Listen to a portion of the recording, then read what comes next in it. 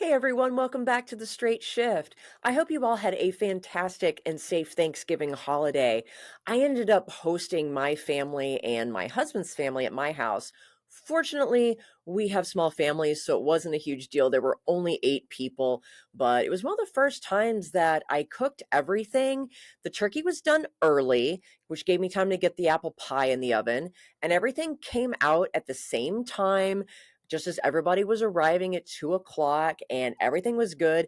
And I only burned myself twice, which for me is a big deal because I can cook when I put my mind to it, but there's usually some collateral damage because I'm not that graceful in the kitchen or anywhere else for that matter. So I was pretty pleased that I only came away with 2 minor burns and everything went really, really well. So I hope everyone else had a really good time and most importantly, a safe time. Black Friday, as I'm sitting here recording this, I used to do the whole get up at the butt crack of dawn and be at the front door of the mall at 5 or 6 a.m. whenever they opened. It was a tradition that we used to do when we were visiting family up in the Asheville area when I was married to my first husband. And we had so much fun, but I'm just too old, and my mother-in-law from that marriage is no longer with us, unfortunately. So it's just not something that I do anymore. I mostly spend Black Friday just kind of hiding and not going anywhere and not doing anything. So although this year I did install a new faucet in my mom's kitchen for her. So I did a little bit of shopping, but it wasn't crazy. But I know a lot of people love Black Friday. They love the shopping deals. And a question that I frequently get is, are there Black Friday shopping deals for cars? And the answer is, well, sort of. My standard answer in the automotive industry, well, sort of. There aren't specific, like Friday only dealership opens at 6 a.m. And if you get there, between 6 and 7 a.m., you get a special deal. They don't do that. But they do capitalize on the Black Friday shopping frenzy and everyone just in the mood to spend money. So a lot of the times they will call their holiday sales events Black Friday deals, even though they're really not. They're good for, whatever the month was. This time, Black Friday happened to fall at the end of the month, so the dealers were desperately trying to close sales. Finally, for 2024, we are actually going to have some good holiday end of year car shopping. We have not had that in several years thanks to the inventory shortage created by the COVID-19 pandemic. So the deals the past 3-4 years just haven't been there because they haven't needed to sell cars. There haven't been cars to sell. This year, we have inventory.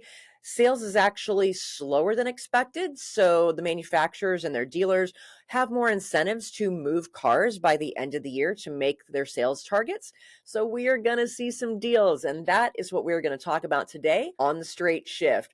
What are the deals? Why do we have them this year? And who's got the best ones? So let's get into it.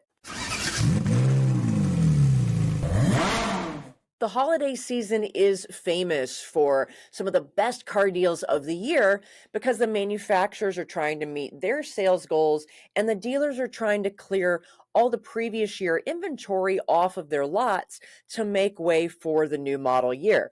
And the new model year cars start coming in as early as August and September sometimes, but the end of the year is traditionally the time where they are trying to move out that old inventory, clear out the lots, as well as make their sales targets for the end of the calendar year.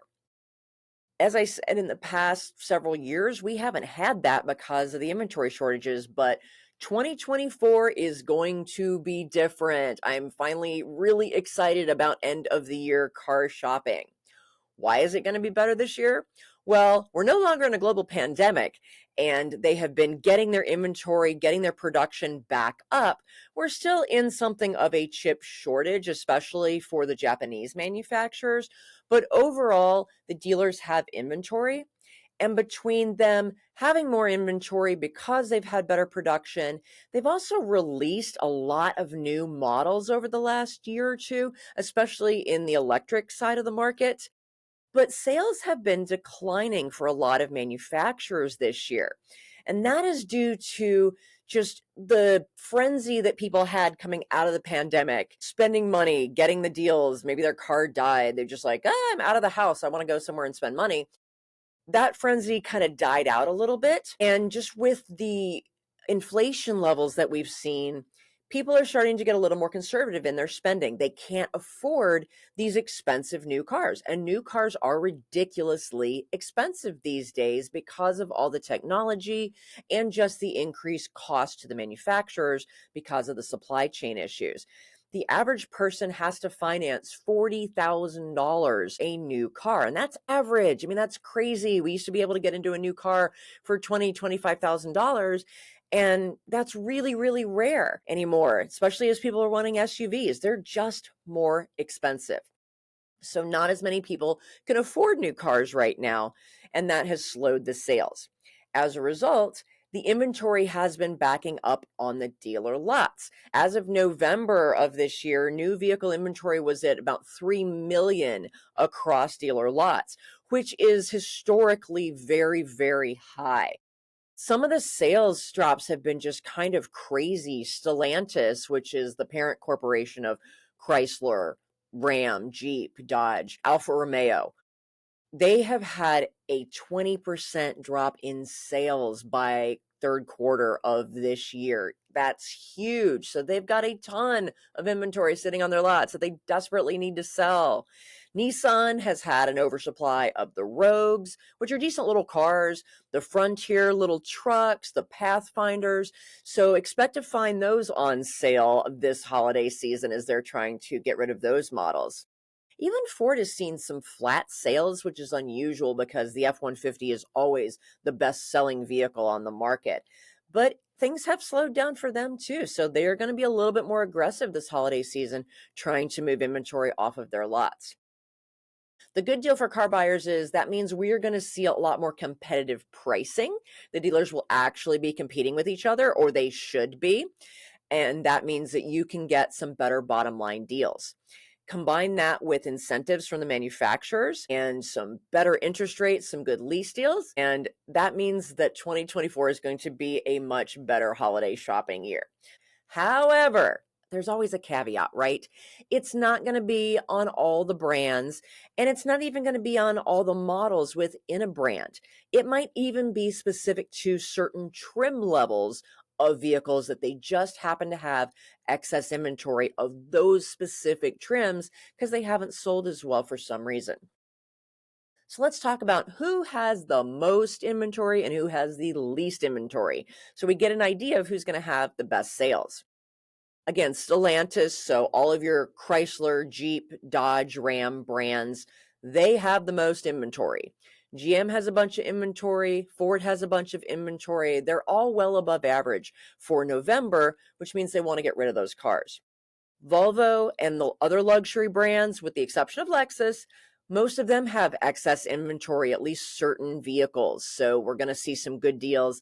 And those brands tend to be more expensive. So people have not been buying them as much. Hence, they need to sell cars. On the other hand, Lexus, Toyota, Honda, Subaru have the tightest supply of cars. That's due to them having more of a chip shortage because they don't source their chips from China, if at all possible. And they had some problems in Japan. Plus, just the market for those cars, the demand for them is so much higher. In fact, 9 of the 10 fastest selling cars on the market right now are all Toyota or Lexus. So don't expect phenomenal deals on cars from those brands. Another factor that is going to make holiday car shopping so much better in 2024 are interest rates. Fed lowered the federal funds target range by 25 basis points in November. And that was on top of the 50 basis points that they dropped it by in September. So it's now hovering around 4.5 to 4.75% after that November meeting. And that means that the banks are going to be able to borrow money at a lower rate. Now, that's going to take a little bit longer to trickle down to auto loan rates at the traditional banks. It usually takes several weeks, even a few months, for the banks to adjust auto loan rates. Auto loan rates tend to be a little what we call stickier. They just hold because the banks don't want them to fluctuate. If their borrowing rate drops, they still hold up the interest rate to consumers so they can make a little more money. But the car manufacturers and their captive finance companies, They have a little more flexibility and they will use that cheaper borrowing rate for them to lower rates for car shoppers, meaning we are going to get more special low APRs and better lease rates this holiday season. And for the first time in, I can't even remember how long, there are actually some 0% APRs. This year we'd been seeing, a special rate of maybe 3.99 or even 2.99, but they were kind of hovering around that 4% range for the special APRs. Well, for December, we are seeing 0%, and not just 0% for 36 months, but 0% for 60 and sometimes even for 72 months. So that is phenomenal. And that makes that monthly payment a lot more affordable because the interest rate really can drive it up, especially on a more expensive car. So again, they're trying to make the cars more affordable for consumers so that we will pull that trigger and make that big purchase because we can do it for less. And as I said, it will also generate some better lease deals because good leases are based on the residual value, which the captive finance companies can artificially hold up if they want to make the lease deals sweeter. But it's also a matter of the money factor, that is leasing's equivalent of the interest rate. And I explain all that math and how to convert the money factor to an equivalent APR that makes more sense to us in my online course. I won't go into that today because I have covered it both in the course and in other podcasts, but it just means that we are starting to see some better lease deals on models that are not moving. And leasing is a way to get a lower monthly payment, even lower than on a purchase financing because of the nature of leasing. However, here we go with my caveats again. And this is what I say, do not lease just to get that low monthly payment if you're not a good lease candidate, because that is a really quick way to get yourself in trouble. And that means you are getting a lower mileage lease, but you drive way more miles a year than that lease allows. That will bite you in the butt big time come the end of the lease. So leasing should not be used as a strategy just to get a lower monthly payment. The different types of incentives that the manufacturers are expected to offer are in several categories. One is customer cash or rebates. These are simply cash discounts that can be taken off the price of the car that the manufacturer then reimburses the dealer for so that they can pass it on to you at a lower price. These incentives usually have their own caveats. Buyers typically have to meet certain requirements to get a rebate. Sometimes it's just customer cash, means woohoo, everybody gets it. But sometimes there are qualifications. Sometimes they're just for recent college graduates or military or first responders. Those typically happen throughout the year and they're smaller rebates. But hey, if you qualify, every dollar off counts. But not everyone will qualify for them. Sometimes there is loyalty cash or a loyalty bonus, meaning if you own or lease a certain brand of car and you get into another one, you get another $1,000 or $2,000 off. That can be huge. Or sometimes it'll be the opposite and it'll be what's called conquest cash, meaning they are trying to lure buyers of other brands over to their brand. And there's usually a list of vehicles that if you own or lease one of those cars, that's a direct competitor to the model they're offering. And often it's just certain years of the vehicle. They're very specific. There's a lot of fine print. So you have to read that when you're researching the incentives. Sometimes you have to finance through their captive finance company at a higher interest rate in order to get that rebate. And that can be a good thing to do, especially if you were normally planning to just pay cash for the car. If you can get a good rebate for financing through their captive finance company, all you do is wait, 30, 60, however many days they require you to wait. It's usually never more than 90 days. And then you just pay it off. So take that rebate. You'll pay a few small bucks in interest for a few months, 1, 2, 3 months. Who cares? You will still end up a lot better off. You just pay it off then. So that's a good strategy to be able to qualify for a rebate that maybe you weren't planning on doing because you were planning on paying cash. Another thing to note is that the low APRs, which is another type of incentive that they will offer that I talked about, the 0% or maybe 0.9% or 1.99% financing, those usually are not combinable with the rebates. You can take one or you can take the other. They rarely give you both. So again, you have to read the fine print to see how they are structuring these incentives, and then do some math to figure out what is going to give you the best financial deal depending on how you plan to structure your purchase and what's best for your situation. All right, what are the best deals for this December 2024? I am not endorsing any of these vehicles. When there is a killer deal out there for a vehicle, it's because they haven't been able to sell them. They're desperately trying to get rid of them. So it's not a bad idea to ask, why might that be? It could just be market factors, but it could also be because the vehicle is a piece of crap for some reason, and maybe you don't want it, even if there is a huge incentive. So again, always do your homework.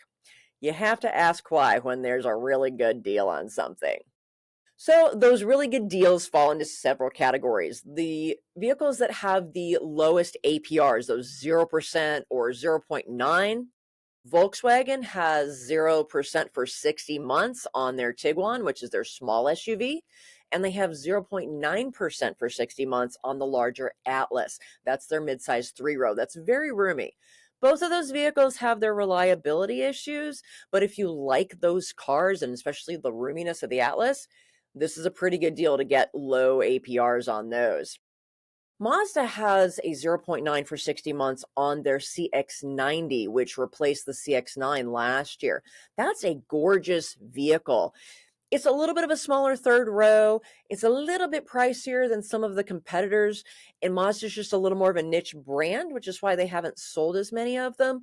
But they are phenomenal vehicles, really beautiful, really swanky, and they've been reliable. So that's a really good deal if you want an SUV where the third row itself isn't as important to you.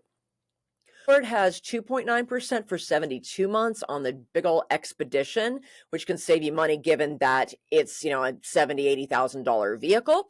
That lower interest rate will definitely help. Ram has 0.9 for 72 months on certain Ram 1500 trucks. It's only on very specific trim levels. But again, when you can get a crazy, almost free money for up to 72 months, that's a pretty darn good deal. Even Toyota has some low APRs for 72 months on their Tundras, which they've had some issues with, and they haven't been selling as well as Toyota thought they would. And Subaru, despite having low inventory levels as well, they have some good leases on the Ascent three-row SUV, and they have a 0% for 72 months on their Solterra electric SUV, which has not been selling as well as they had hoped. It's the same vehicle as the Toyota BZ4X that I hated so much in the last podcast. Subaru never uses cash rebates, but they do frequently have some low APRs. So those are definitely worth checking out if you're interested in the Subarus. In terms of the biggest cash rebates, the Jeep brand has the deepest cash rebates across the board right now. They're averaging over $5,000 in rebates over their entire model lineup. Some models are offering more than 10,000 total possible rebates, which means they can't sell them. It's nearly impossible to qualify for all of those rebates, but it's not unreasonable to be able to stack them up and get, four or five, even $6,000, and even more if you're a first responder or military. So if you do like Jeeps, you can get some ridiculous deals on them this December. Ram also has some big rebates on their trucks. Typically, you can take that low APR, or they've got some significant deep cash rebates on certain models of their trucks. And a lot of this is not surprising because these are all Stellantis brands. And as I said, they have seen the biggest dip in their sales. They're really, really struggling to the point where they're having to lay off a lot of workers around the globe. Maybe we should support them a little bit and buy some of their cars, even though they're not terribly reliable. Volvo also has some decent rebates on their three-row SUV, the XC90, which is a beautiful vehicle. They just have a lot of quirks about them. But especially if you own a Volvo already, you're a Volvo person, if you own or lease one, they have some good loyalty incentives if you want to switch out into a newer model. They also have some good lease deals on them.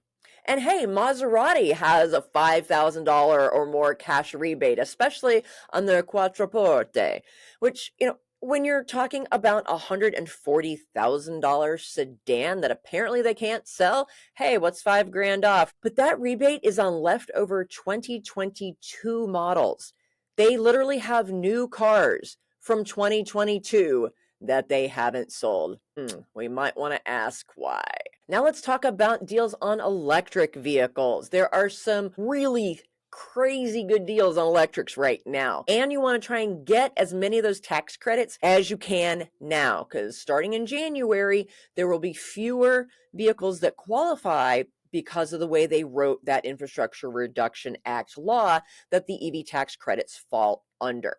And then once the new administration takes office, we just don't know what's going to happen, but it's very likely that those tax incentives will just vanish entirely. So get them while they're hot.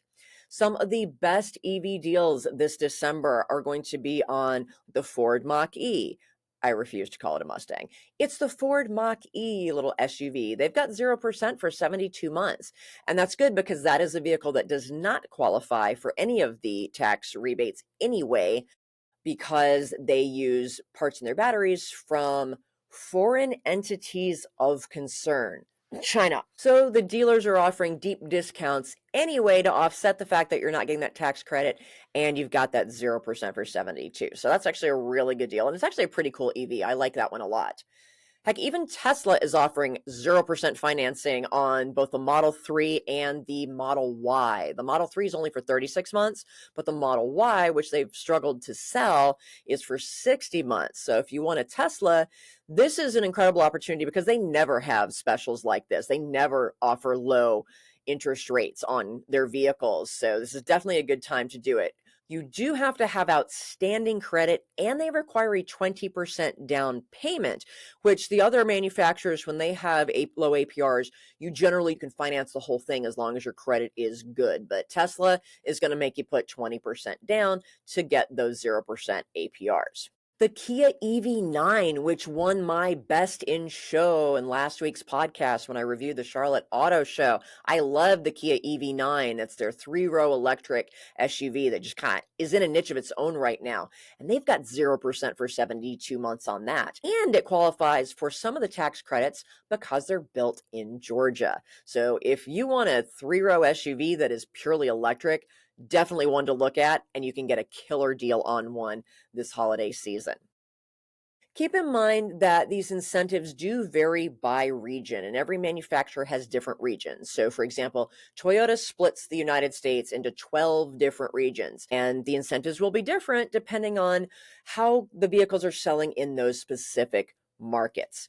So what you have to do is you need to go onto the manufacturer's website, and when you're looking up the incentives, it will ask you for your zip code. Put that in, and it will give you the incentives that apply in your market area. Yeah, sometimes you can get the better incentives by buying out of state and going to a different region. However, the manufacturers have caught on to that trick.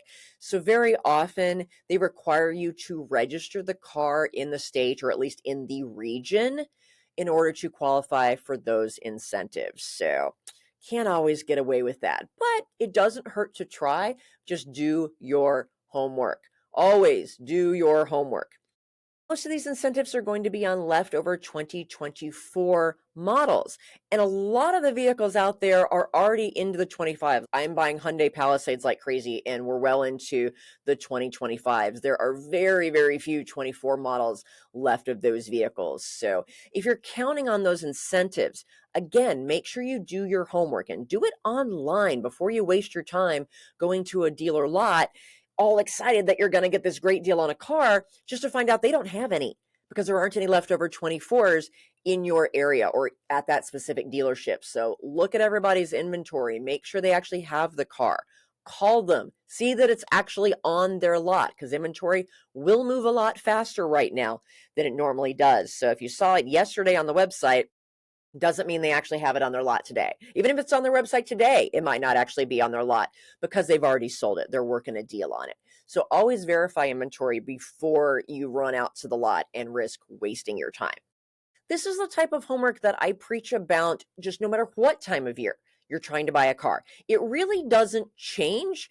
The holidays just put a little more stress on it because we're also trying to do so many other things for the holidays. And we do have that end of the year deadline kind of looming. So definitely get a jump on it. Do not wait until after Christmas to start your end of year car shopping, start it now if you haven't done so already. It is a process if you do it right. And you don't want to be disappointed by settling for a color you didn't like or a vehicle you didn't like, just to get the incentives. I don't think that's personally worth it, but it depends on your situation and how important certain things are to you. Do you have to have these bells and whistles? Do you really just want this one color combination? When you're very specific about what you want, it can take a little bit more time to find it, and just don't get yourself up against the end of the year. Because the last thing you want to do is spend 6, 8 hours on New Year's Eve sitting at a dealership desperately trying to buy a car when you could be out hailing in the new year. So the good news, folks, is that 2024 will finally be a good year to shop for cars and to get some crazy good deals, especially on the brands that have not been selling well or the models that they're trying to get rid of, as long as you don't mind a leftover 2024 model, which, if you can find one, should not be a big deal. There's even some incentives on 2025 models. So if you're looking for the latest and greatest, you may still be able to get a reasonably low APR or some sort of lease deal on those models as well. Because again, they're also trying to meet their overall sales targets, whether it's a sale of a leftover last year model vehicle or if it's the brand new stuff that's just hitting their lots. They need to make their sales targets for the year. If you want to learn how to get the best deal on a car, no matter what time of year it is, no matter what crazy stuff is going on in the market, that is why I created my online course, the No BS Guide to Buying a Car, your inside track to getting the best deal. You can find that on my website, thecarchick.com, or you can go directly to it at carbuyingcourse.com. Again, if you ever have any questions for me, you have some suggestions for topics you want to hear about on the podcast, you can fill out that contact form on my website. I hope everyone has a great rest of their week. We've got some great topics coming up before the end of the year. I will still be releasing episodes every week through the end of the year. So be sure to subscribe to the show and share it with your community. Thanks so much for tuning in, folks. Until next time, I'm out of here. Drive safely.